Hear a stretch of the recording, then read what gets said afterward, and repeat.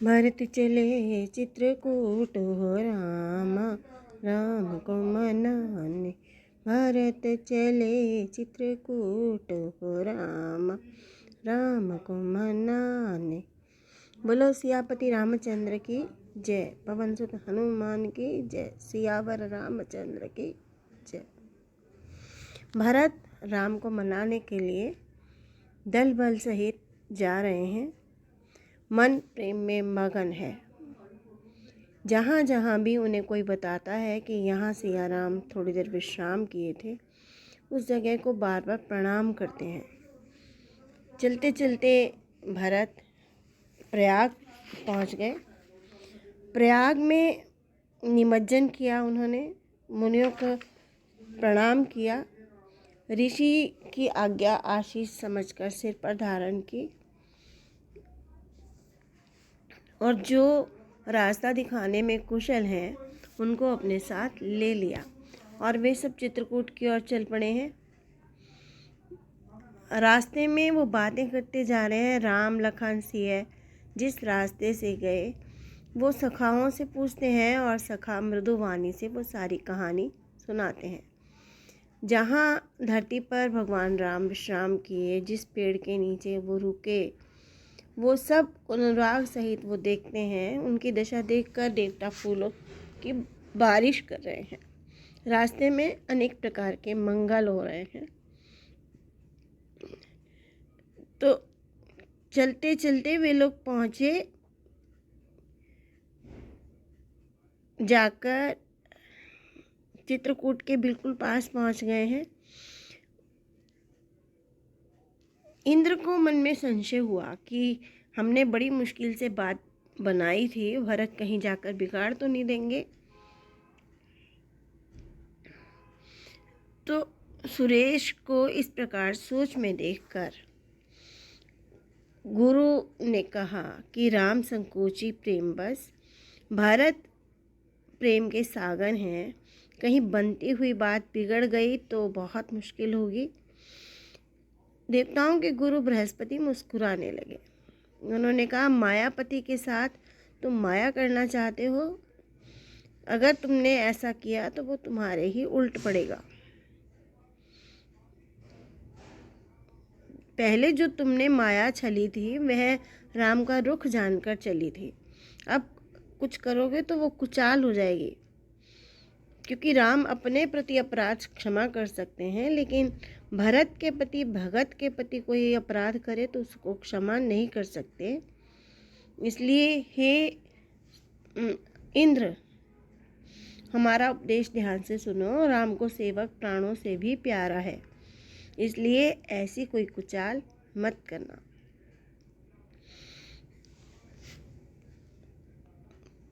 इस प्रकार मन में सोचते सोचते भरत पहुँचे हैं यमुना के किनारे। और यमुना के किनारे उसको राम के रंग का देखकर भरत ने यमुना के किनारे वास किया।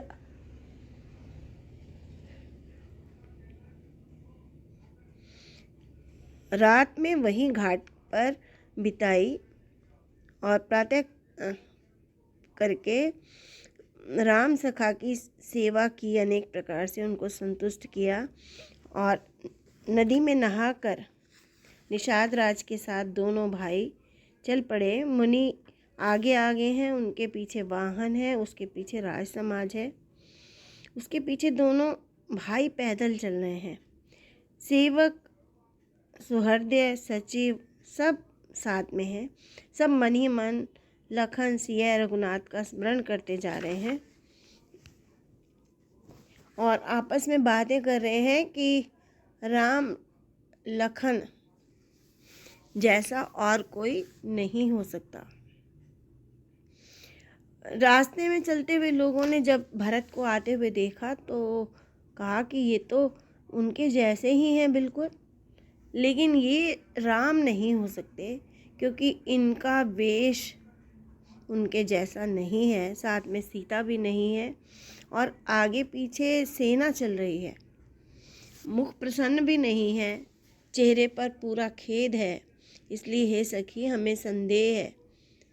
तब एक सखी ने कहा कि ये तो भरत हैं जो राम को वापस लाने के लिए जा रहे हैं। तो भरत को बहुत बहुत सराहना करते हुए रास्ते पर चलते लोग उनकी प्रशंसा कर रहे हैं कि ये पिता ने राज काज दिया था उसको छोड़कर प्यादे चल रहे हैं, फल खा रहे हैं। भरत के समान आज कौन दूसरा है जो राम को इस प्रकार से मनाने के लिए जंगल में जा रहे हैं।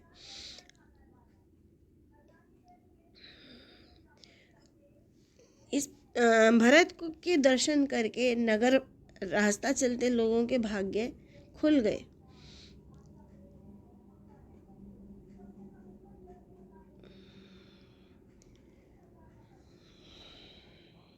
रास्ते में चलते हुए एक एक से पूछते हैं कि राम लक्ष्मण और वैदेही कौन से वन में हैं। जो प्रभु का समाचार कहते हैं भरत उनको देखकर अपने जन्म का फल ले रहे हैं। जो कहता है कि मैंने भगवान राम को कुशल पूर्वक देखा, वो उनको राम और लक्ष्मण जैसे ही दिखाई देते हैं। इस प्रकार रात को निवास करते हुए दिन में चलते हुए राम के दर्शन की लालसा मन में भर कर भरत आगे ही आगे बढ़ते जा रहे हैं। एक जगह पर पहाड़ की चोटी पर चढ़कर केवट ने उनको दिखाया कि ये पहाड़ है, इस पर भगवान राम रहते हैं। जिसके समीप में ये नदी बह रही है वहाँ दोनों भाइयों का निवास है। ये देखकर भरत ने दूर से ही दंड प्रणाम किया और मगन हो गए।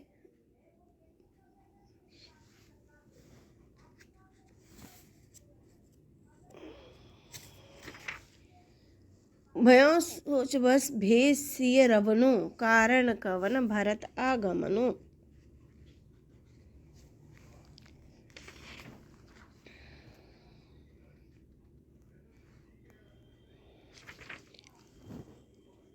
राम के मन में अत्यंत सोच है कि भरत किस कारण आ रहे हैं। एक ने आकर बताया कि भरत आ रहे हैं लेकिन उनके साथ बहुत बड़ी सेना है, थोड़ी नहीं है। यह सुनकर राम के मन में अत्यंत सोच हुआ।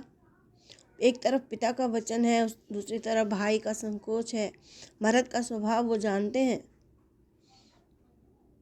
लक्ष्मण ने देखा कि राम के मन में चिंता उतर आई है तो वो उनके पास आए। उन्होंने कहा कि हे गोसाई, बिना पूछे कुछ कहता हूँ। सेवक समय देखकर बोलते हैं, उनको ढिठाई नहीं कहते।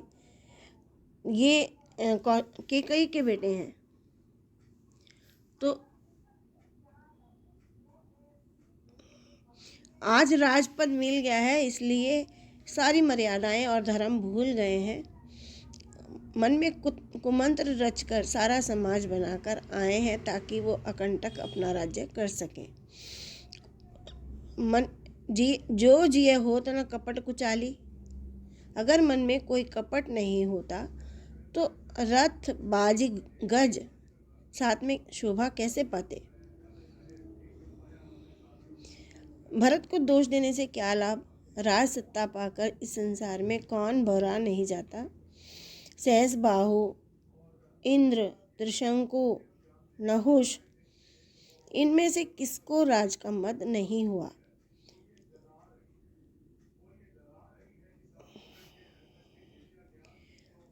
भरत ने बाकी सब तो सही किया लेकिन एक सही नहीं किया। उसने राम को अकेला जानकर असहाय समझ लिया। मैं प्रभु के चरण बंद कर सत्य कहता हूँ कि आज अपना धनुष बाण उठाकर मैं इस नीच को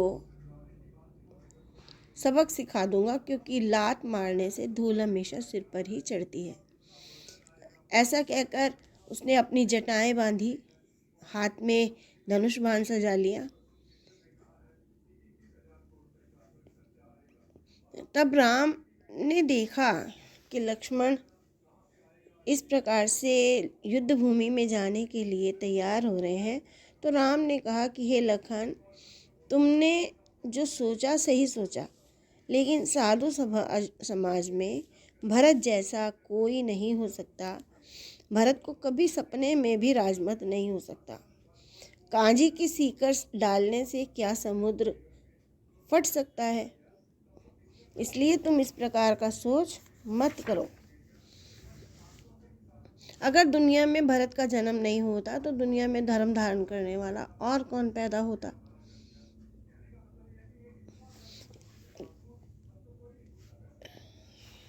भरत जैसे जैसे राम की ओर बढ़ रहे हैं, उनकी दशा उस समय कैसी है? जैसे जल के प्रभाव में जल अली घूम रहा हो। भरत की ये दशा देखकर निषाद भी उस समय विदेह हो गया।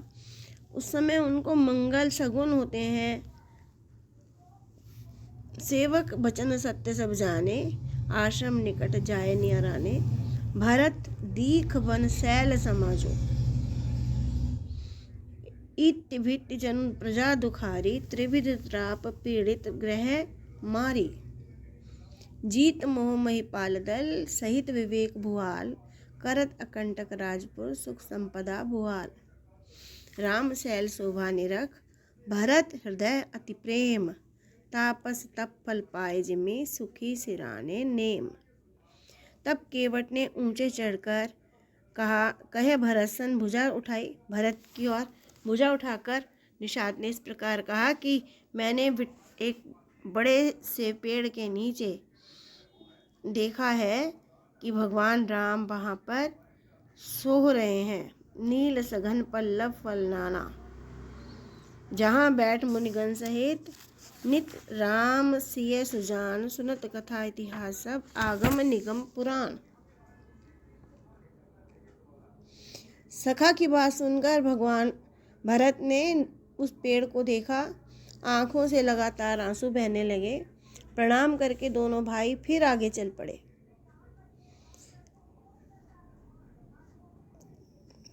सखा समेत मनोहर जोटा, लख्यो न लखन सघन वन ओटा। भरत दीख प्रभु आश्रम पावन, सकल सुमंगल सदन सुजा।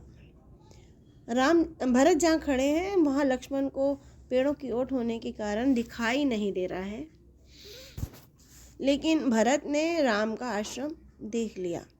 वे अत्यंत प्रसन्न हो गए।